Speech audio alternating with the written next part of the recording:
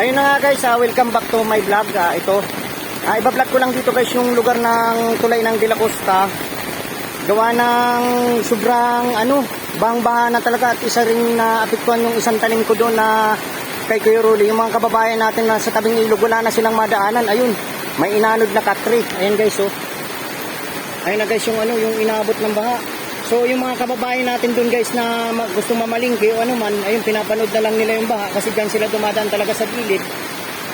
Wala silang maikutan. At ayun si Kuya Rolly, yung pinaalaman ko na magtanim ako ng puno ng ilang-ilang, nandoon yung tinutukoy ko, na inanod ng baha. Sayang naman, malaki na sana yung puno ng ilang-ilang na tinanim ko. Ayun mga kababayan, ito yung simpleng ulam pa lang yan. At ayun mga kababayan natin doon hindi sila makatawid.